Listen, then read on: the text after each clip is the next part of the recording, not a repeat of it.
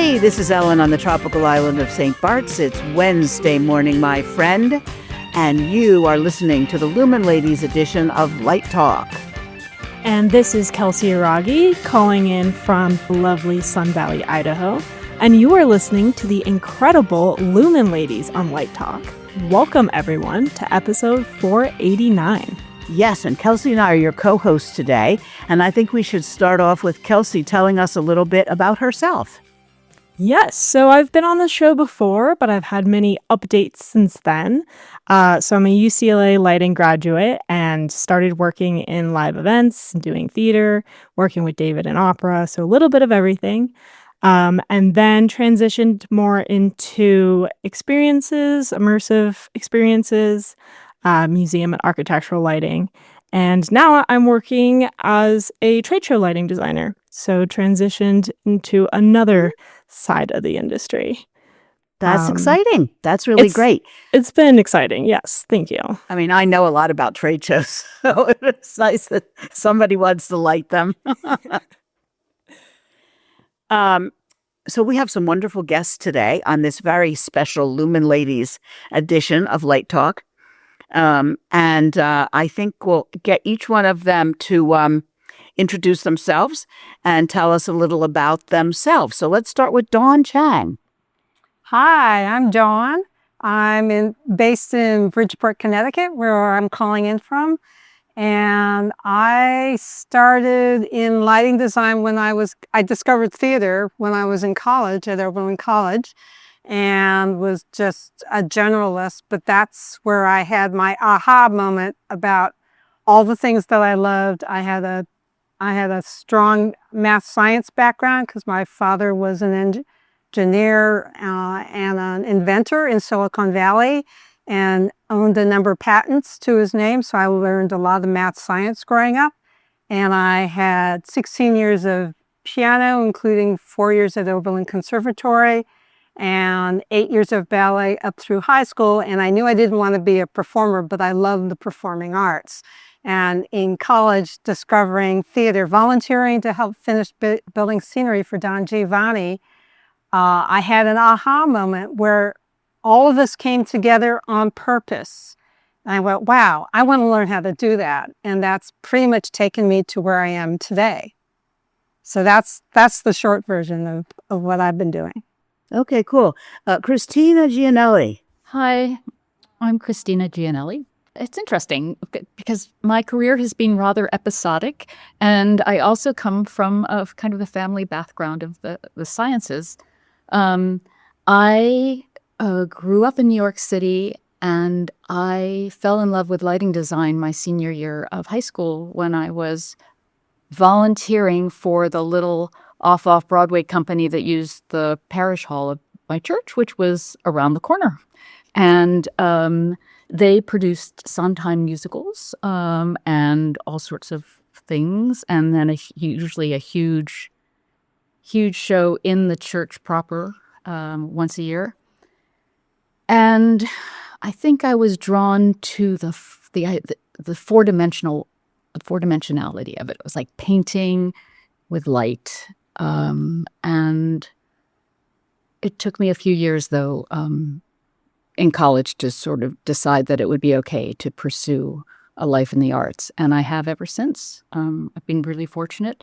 I moved to Houston. I had an opera phase with Houston Grand Opera that rolled into a ballet phase with the Houston Ballet. And now I'm back in Houston, and I'm sort of in a theater phase, but still doing a lot of ballet elsewhere. And I've started lighting really large sculpture. So, and during COVID, I finally went back and got my MFA, and I've been doing a little teaching. How fantastic. That's great. So my name's Elena. I am a student of lighting design and comparative genocide studies currently. I'm currently completing an internship at Upstaging just outside of Chicago. And I love this field. I love the people in it, and I'm so excited to be here. And if I may say so, Elena was one of our Pat McKay Diversity and Design Scholars last year. and came to LDI and absolutely positively made the best. She gets the gold star for making the most of the experience of anyone since 2019. She really took the bull by the horns and met everybody, talked to everybody, wasn't shy, and she really did a great job. And then went to New York on Tony weekend and met a whole bunch of other people. So Yes, you're ma'am. moving It was forward. just so fabulous. That's really great. So did any of you along the way run into any specific challenges or roadblocks or hurdles as a woman in this field? I think early on, it was so often, and Dawn, you probably found this too, being the only woman in the room. I was, for a long time, I was the very youngest and the person in the room, and then the only woman in the room. And I remember early touring before I moved to Houston, walking into theaters, IA crews all over the country, and being a chameleon. I found myself, who was I? What character was I going to be today? Was I going to be, the granddaughter, or, learning about local sports, just trying to find a way to get the job done, even though I was a girl. So I don't know. And even when I was at the Met, there were hours when I was maybe one of 2 women in the theater with 100 stagehands. So, but now I have to say the last 10 years, it's not even an issue. There's so many teams I've been on that have been all women even, which is, and all ages, which is really nice too. Dawn, what about you in the early days? It was, in my perception, it was never an issue. I was working at Center Theater Group at the Taper and the Amundsen a lot, both IA houses. And on the first day on the job, one of the house heads said, "Hey, just be yourself. Relax, you'll be fine. Do what you need to do and be yourself." And what I loved about working with those crews is that I would always say you could be 2 foot tall, Martian, and green, but if you met them halfway, they would meet you halfway. And that was the experience I always had. And so, they would kid me sometimes like, "Hey kid, I've been alive. I've been working here as long as you've been alive." And that would just be a tease, a joke in a very joyful sort of manner. And we would still do things like, if I was focusing a show, and we had to go back a light because I forgot a shutter cut or whatever, then I owed Jimmy on top of the ladder, because it was a ladder in those days, a beer. And then it started getting up to, okay, instead of a beer, it would be a 6-pack for every time.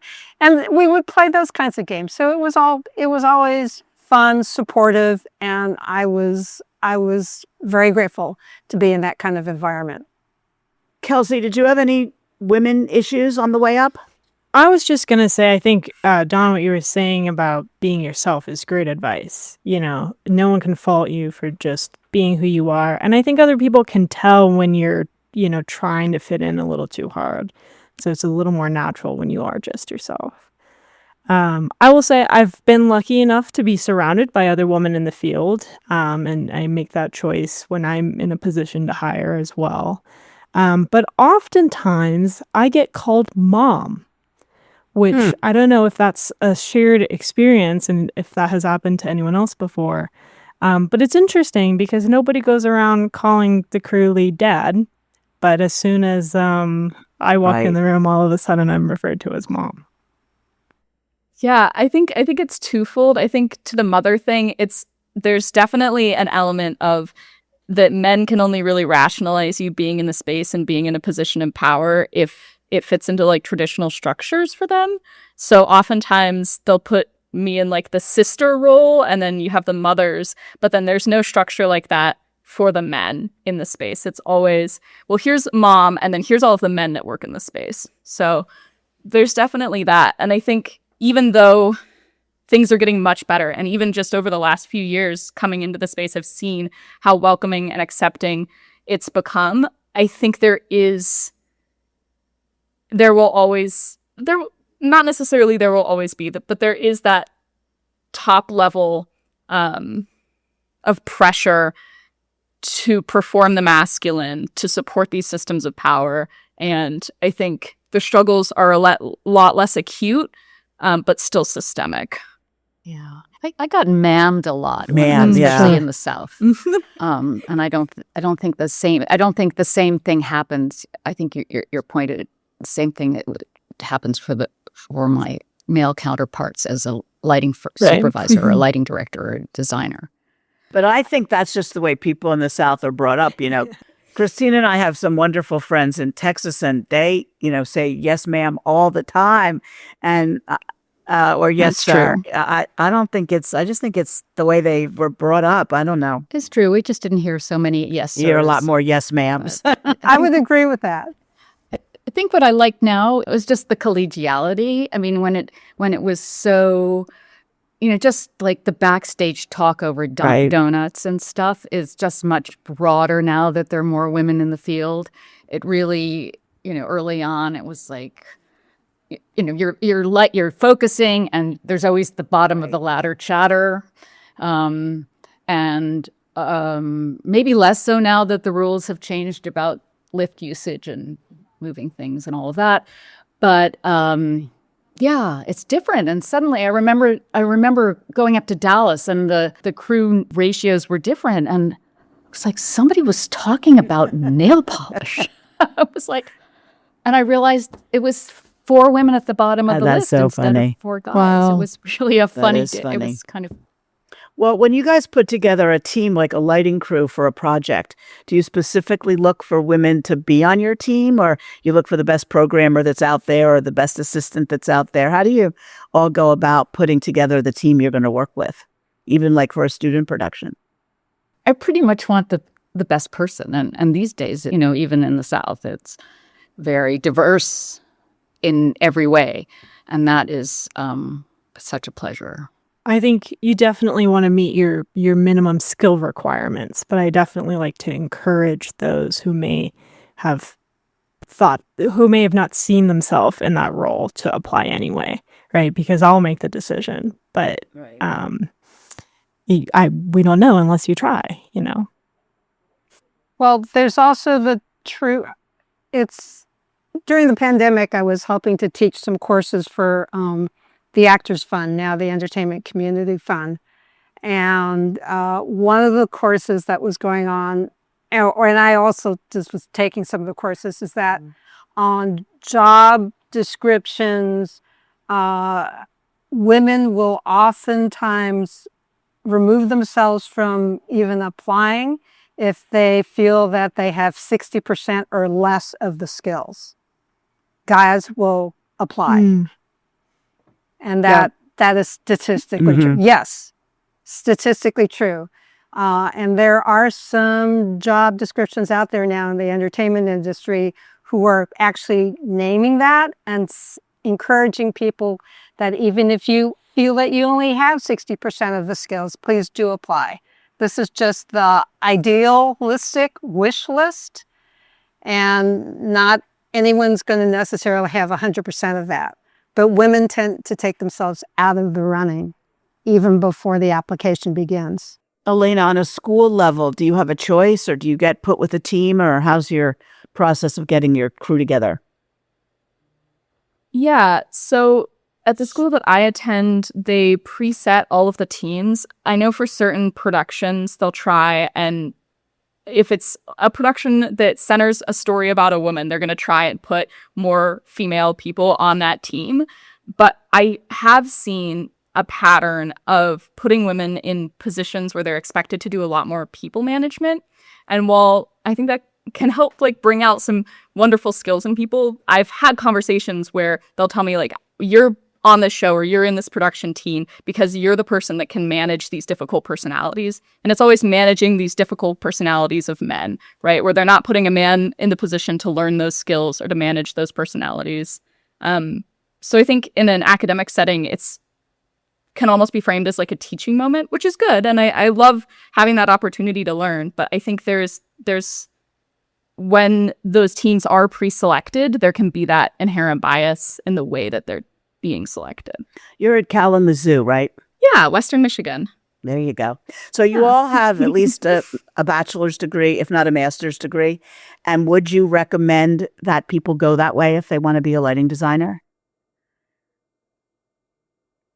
Like there's a lot of sort of workforce programs popping up now. And there's places like the Studio School that Clifton and Mark run. Are there options, or is a college education and or a master's degree a must? It's not Like a Christina, must. you just went back. It's not a must. Okay. There's the Studio School of Design. There's the Roundabout Yep. theater program in conjunction with New Victory Theater and Local 1. A 3-year program. Okay.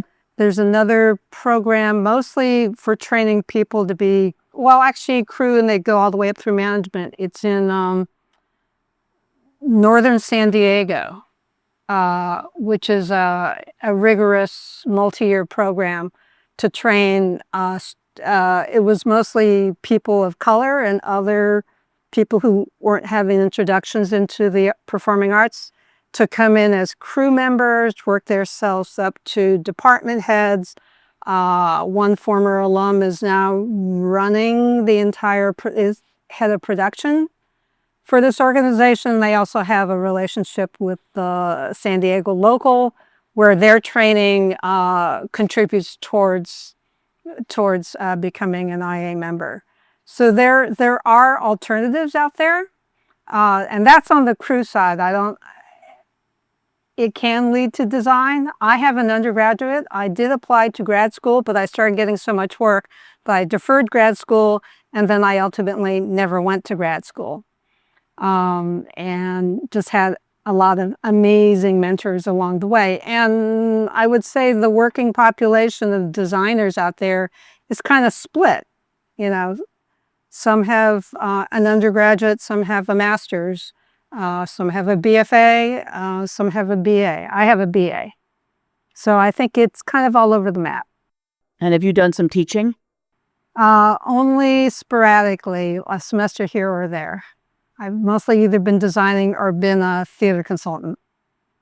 Yeah, I mean, there are some great internship programs within theaters in Houston. You know, for example, and I'm more familiar with that in Houston, and there are a bunch of people coming up through the ranks, both as technicians and designers who just came out of school. Some of them maybe some community college. There's some great community college programs around the country, but they're coming out and just working, and that's sort of what I did essentially. I have my BAs in history of art, which actually I think in many ways was a very, very good foundation as a designer, because it's really, learning to see is key. And what I tell people to do, is make sure that you're always getting out and seeing art and refreshing your eye as much all the time. But yeah, I think I got interested in getting an MFA because I thought I'd gotten to a point where I had a lot to teach. But these days, to teach, you really need the paper. When I was in school, it was like, professional experience was enough to teach at the college level. But I couldn't for a few years, I just couldn't figure out how I was ever going to get an MFA and work. And I wasn't going to stop working. And then COVID solved that problem for me. So that's how I spent my pandemic years. And it was great because otherwise I would have dissolved into a little puddle of depression and despond. I think that touches on a really good point, though, Christina, because I think at least what I've seen is that the benefit of getting a bachelor's degree is not so much learning lighting design as a skill set, because you could learn that through any online program. You can download the software, you can get a viz key. And I think it's in learning how to see and learning how to learn and giving yourself this like diversified skill set that makes you more adaptable in the work environment. Yeah, I agree. And I probably shouldn't say this on the air, but I have a real ambivalence about theater, the whole concept of undergraduate theater training, because there's so much that I think the best artists bring to their work is their whole selves and their ability to experience and bring that to bear. And so history, literature, learning to think, learning to communicate, and then engineering, physics. It's like you need to know these things in order to collaborate with other people and to just solve problems. So being on a crew, shadowing people, just getting into the theater. And there are so many ways to do that. I think people in the industry were always so generous to me. We all want to share. We love what we do, I think. And so when people come and want to shadow me or intern, I'm all for it. One of the things I know you've done a lot of is recreate ballets, either your own or other people's, like when they're in repertory and they travel.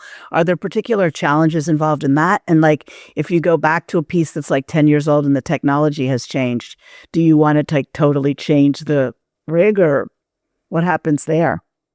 Well, that is becoming an increasingly challenging thing to do.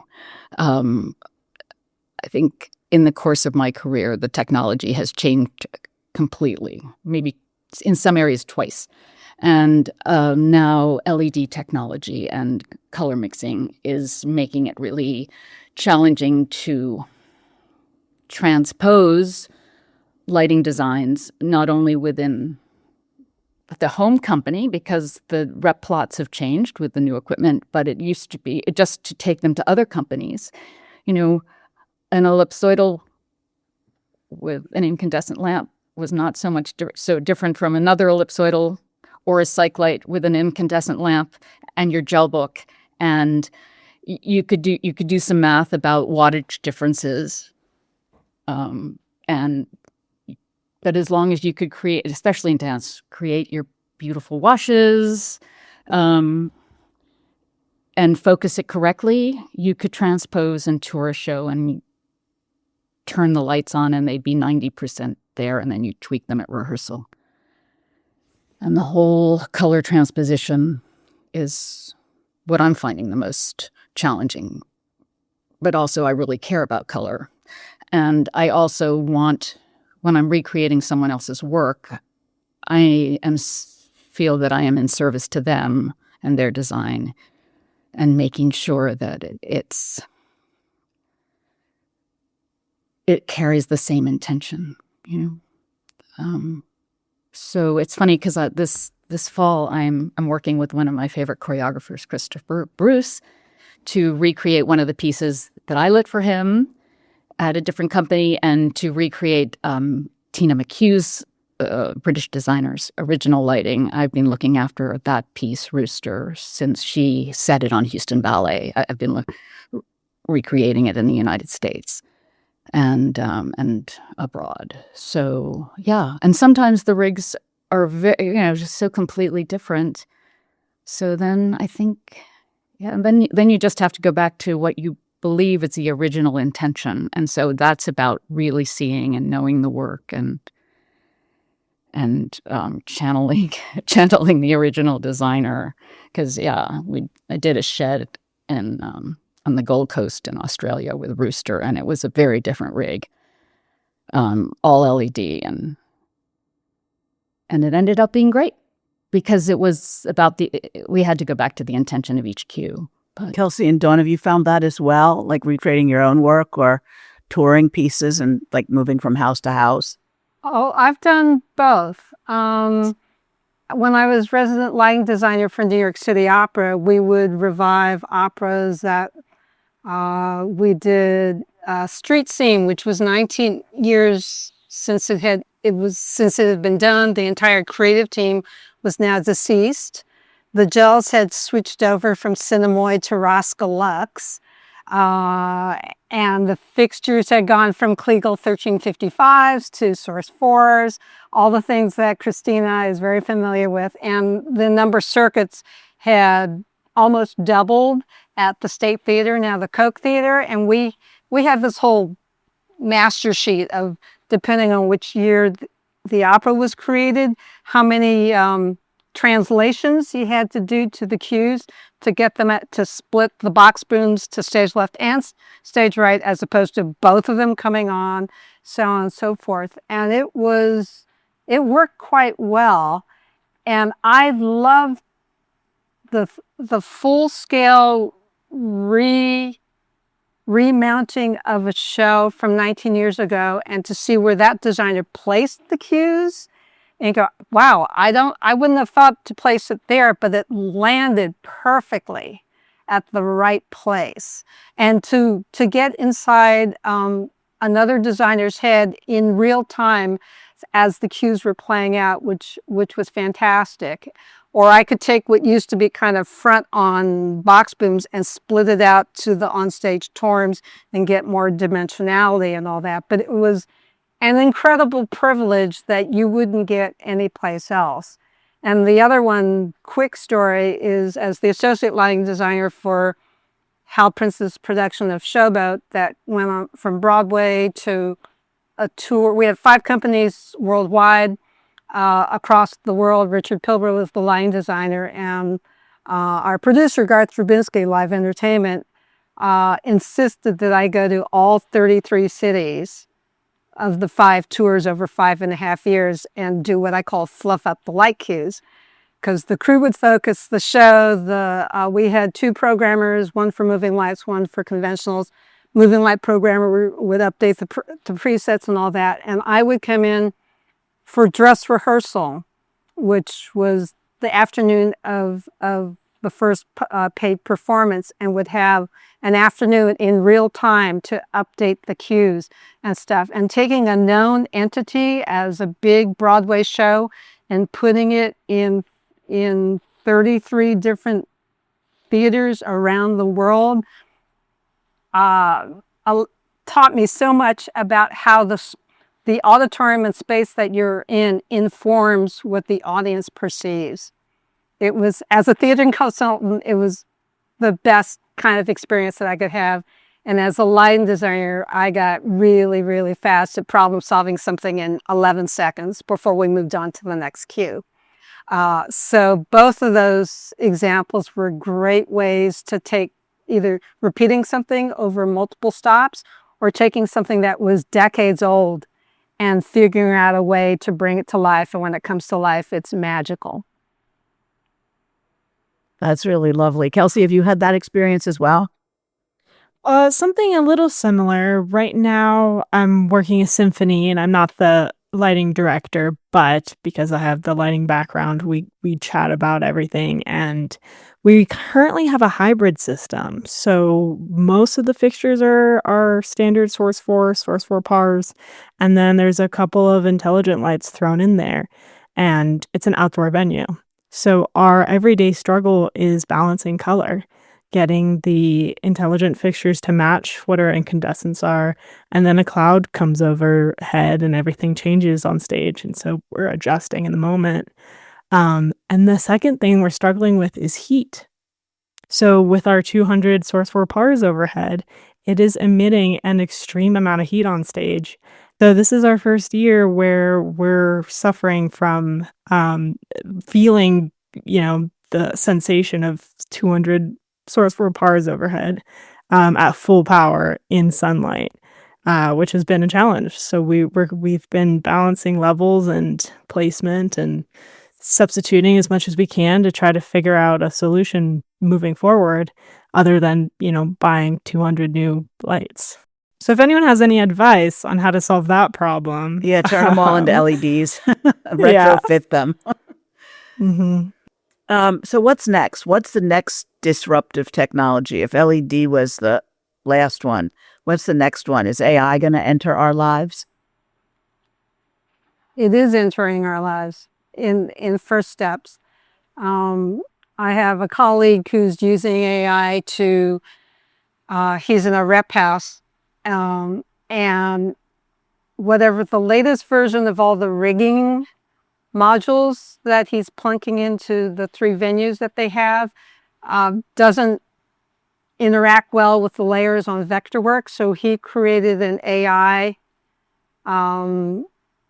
process for them to convert all of those new rigging modules so that they now work and play well with the rest of the Vectorworks layers. So I thought that was that's a really tedious thing to have to do manually, and he was able to automate that using AI, which I think is fantastic. I have all kinds of ideas about how AI can be used, or for the manufacturers to use that to let me get the data I need out of the database of the lighting console, because there's stuff that I still track manually from moving lights and color palettes that the computer has and could do, and you could either have the engineers figure out a way to pull that, extract that, or you could use AI potentially as a way to do that. This is not an area of expertise that I can speak in detail about, but there are ways that it could help me get the data that I need in real time. And of course, on research. Anytime I'm doing research, there's a certain element of AI that's coming into that as I look for whatever, fill in the blank. Elena, on the university level, is it like a thing? I definitely have some like personal qualms about AI use. I think that there's some limited and narrow applications for like locally run models, and certain applications for coding plugins, like Dawn talked about in regards to a Vectorworks plugin. But I think on a larger scale, I really don't see the use case, especially even in terms of research. There's a study that came out recently that revealed that over 50% of credible websites now block their information from AI crawlers. So when you are pulling data for research, you're not pulling it from the most credible sources.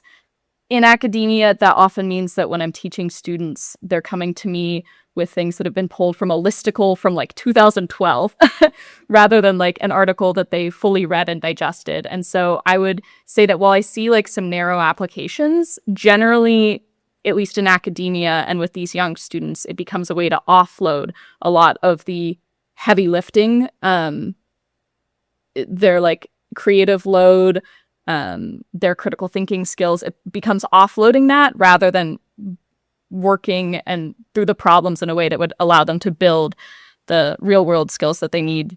What about the automated world where we talk to the lighting console and it does the color mixing for you, and the programmer is a robot who you hire, and you train to be your assistant? Are we going there?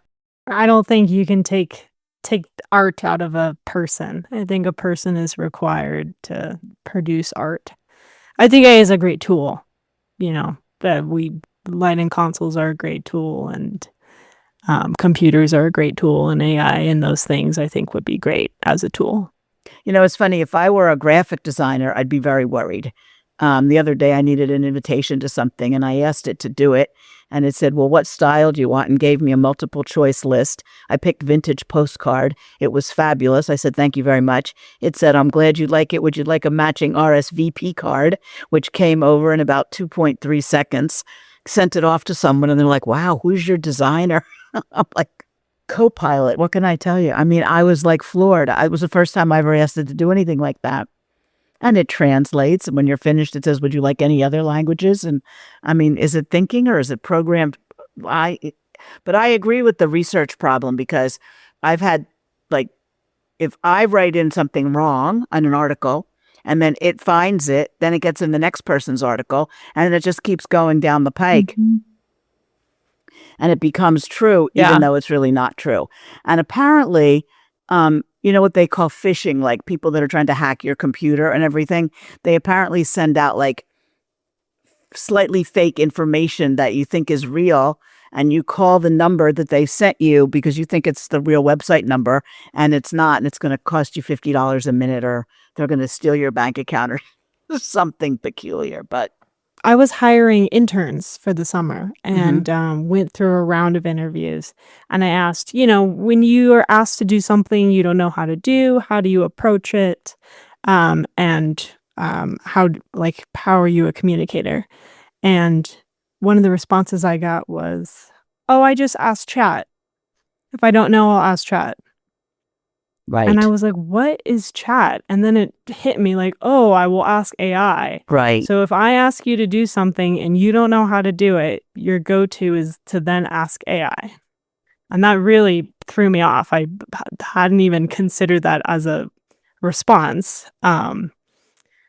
But I guess, that's what's happening. Well, is there ultimately a difference between going to the library and looking it up in a book or asking ChatGPT and then checking your information somehow? It's like, how do you prove it? I mean, you're assuming that the books in the library are true, right? Right. It also goes back to what you're saying about that. It's going back to sources, as you were saying, Elena. One semester that I taught, the entire class was pulling things from the internet, and I was getting the same 3 pages of Pinterest as the initial research. They had an incredible library downstairs on the first floor that none of them had ever been in. So I took them down there to show them some of the germane, sections. You don't have to learn the entire thing, but for what you're working on, here are some sections that you can go to get stuff that is not going to be on the internet.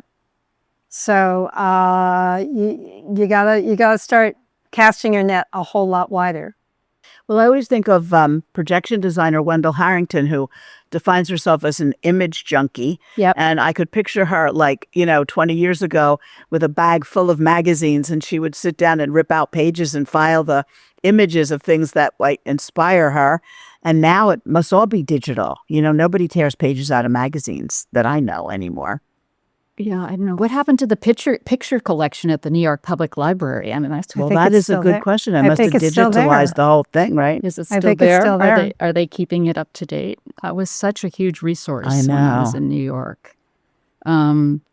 People don't realize that the internet only goes back so far, and so there's a world of images that is just not online. And Dawn, yes, I see that all the time. The references are very limited, and people are pulling up the same images. I will say that when I'm having problems in Vectorworks, asking chat often is an easier path to a solution than the Vectorworks online manual. There are some odd things like that. Because they've read it, digested it, and can tell you what to do? I guess maybe they have combine that with some of the chat room stuff. I don't know. I also have colleagues do that for troubleshooting their computers. When they're having problems with their computers, they'll ask Chat GPT, and more often than not, it helps them solve whatever technical issue they've been trying to address. Yeah. Well, I guess because it gets through the websites faster than we do. Well, right. And there's a YouTube for everything. No matter what you own, YouTube will teach you how to fix it. That is true. That is true. Someone has tried to solve the problem and wants to show you, and it's great. It's fabulous for knitting, by the way. Oh, yeah? Knitting stitches, Okay. yes. Very good. So does everybody have either a favorite production or a horror story that they'd like to share? Something that really went wrong and you fixed it, or something that was really so fabulous you'd like to talk about it?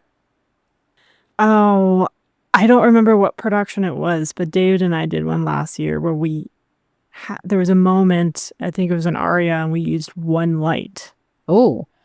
So it was one light on stage for at least 3 minutes. And I had never thought that I would ever light a scene with one light, but it was beautiful. I think it was the most powerful moment in the show.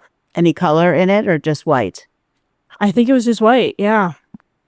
And you know, one of those things that, of course, is always an option, but never my first choice. And now going forward, you know, maybe start with one and then add if you need it. Maybe you don't need it. Less is more. Yeah, less is more. Dawn? I'm thinking about the most recent production I just opened, which is King Hedley II at Oregon Shakespeare Festival. And we're all really proud of the production, and Costanza Romero, who's August Wilson's widow and the executor of the estate, serves as our dramaturg with Tim Bond, the director, and they worked on the piece for a year. And the amount of work and thought that they put into it, which rippled into all the conversations that they had with us as designers. We came in having such a deep dive already, hours and hours prior to tech, because Gordon Perlman sent me an email just the other day because he saw it and said it was amazing and really good lighting, and you guys must have had really long texts. And I wrote back, it was the same amount of time as every other show in the repertory, but in reflecting on it, there was so much conversation. The sound designer was there from second week of rehearsal all the way through opening, that we were able to do such a deep dive even before I put on a headset, that paid off in spades. And just appreciating the time in person, live, phone calls, because as everybody else on this call knows, a lot of it's reverting to Zoom. Sometimes in the most extreme cases, I might not meet the director and choreographer live until we're in tech. But the fact that we had all these conversations, all of us on the creative team have been working together on productions for decades, also gave us such a tight line of communication that it made this magical production come even further to life. And it's remarkable to me as I reflect on that. Christina? I did a show last year that I was so happy with. A new play called Let Her Rip at Stages in Houston and on their Thrust stage. And it took place in Victorian London. And for me, it all became the sort of the tension between the light coming through the window of this kind of garret-y sort of space and the variety of artificial light. So there were some scenes where we could actually at least light them as if it was the oil lamp on the table. And of course, we had to reinforce. But anyway, I was just really pleased with that sense of tension between natural light and various kinds of in firelight, lamps, candles, stoves. Yeah. Elena? Everyone's been sharing such lovely stories, but I'll give you a bit of a horror story.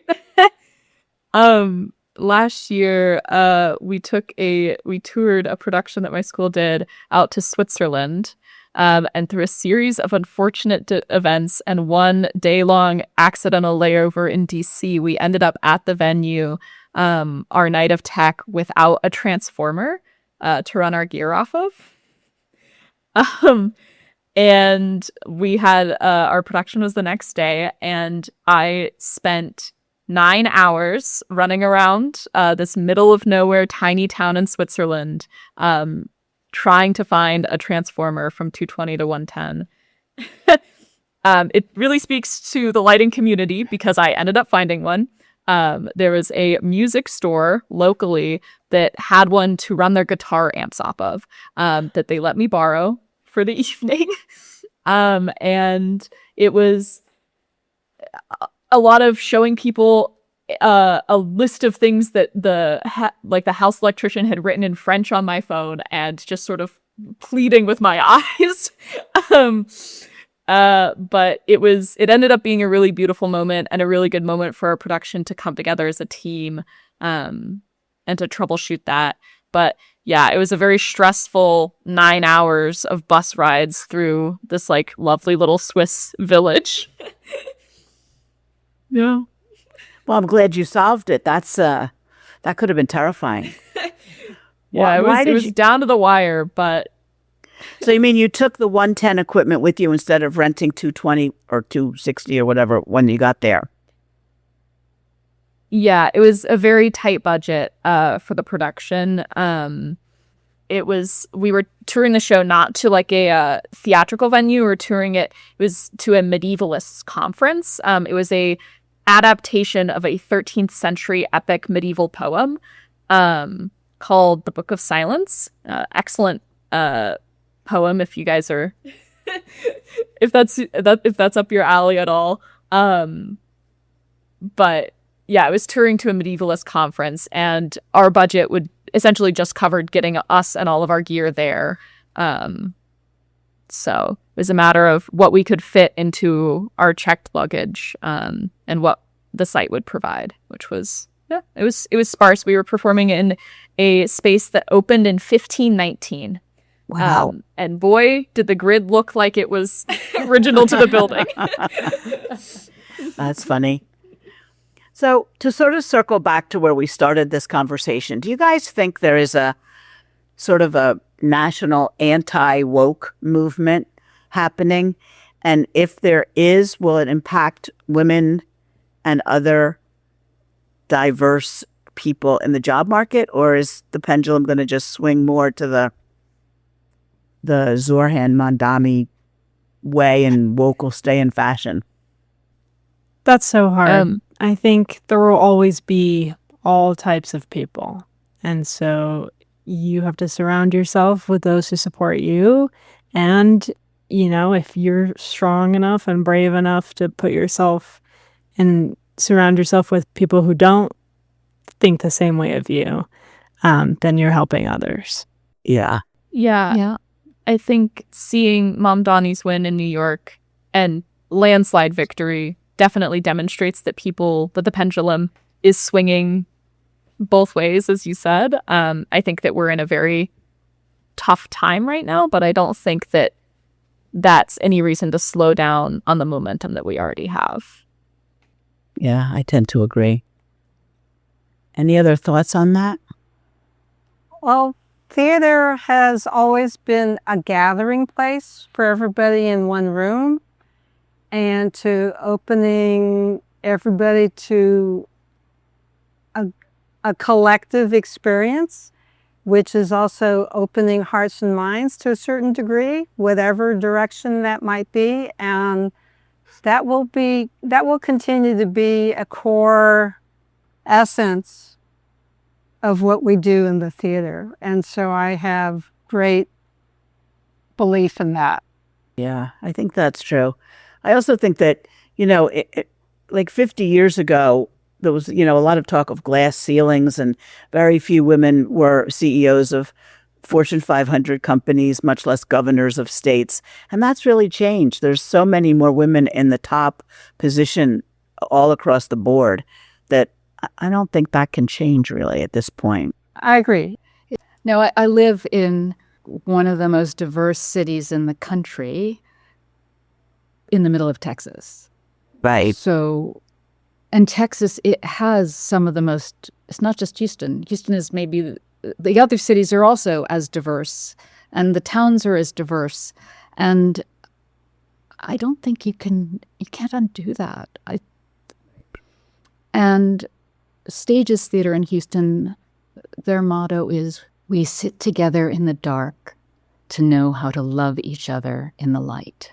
Oh, that's wonderful. And I do think that is one of the reasons that I'm so happy to have made my life and my career in the arts, because it does bring people together. Right. And we learn to communicate in a different way, and we get to rub elbows and collaborate with so many different people. Right. So I feel so privileged. It's such a rich life.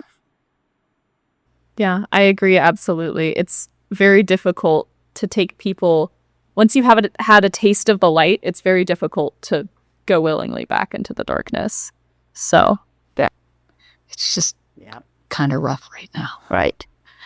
So I was just down in the Big Bend, and I think 85% of the population is against the wall and the construction. Well, it'll be interesting to see what happens in Texas. So everybody's looking at those elections. I know. It's very interesting. Well, let's close this out with one line. What one line of advice would you give to your 19-year-old self? I know for Elena, that's not quite as in the background as some of the rest of us, but Christina? Well, two things. Don't be afraid of advice, feedback, and criticism. And, stop and breathe. Just breathe more. That's always a good one. Dawn? I would say, you're doing great. Keep going. You have such an amazing life ahead of you that I'm telling you about now. You're going to love it. Kelsey? I'd say try new things and say yes as much as you can. And remember, it's okay to say no too. Right. Elena? I agree. Say yes as much as you can, and that the journey is oftentimes more important than the destination. Right. Very good advice to all of you, from all of you. Well, thank you all for being here. Kelsey, you want to take us out? Yes, it sounds like the rocking sounds of the luminoids tell us that once again, you've spent another morning listening to Light Talk. You can hear our show on just about every podcast site out there. Check out our website at lighttalk.org, our Instagram site at Light Talk Podcast, and be sure to follow us on Facebook and subscribe to our podcast. That way, you will not miss a second of Light Talk insanity. No guarantee is offered regarding the accuracy of any statements or opinions made on this podcast. However, if you do decide to litigate, you will have to deal with me, Snoot from the Snoot Group. And don't get it twisted. Just because I married one of these losers does not mean I will go easy on you. So don't with me. Light Talk, coming to you from the tropical paradise of St. Bart's, Bridgeport, Connecticut, San Francisco, California, Sun Valley, Idaho, and the Windy City, Chicago, Illinois. Be sure to join us next week when we dive into more lighting shenanigans and serve up a fresh, piping hot casserole of nonsense. Light Talk, broadcasting questionable lumen knowledge and humor around the world. We will see you all next Wednesday morning. Bye-bye from Light Talk. Bye-bye. Bye-bye.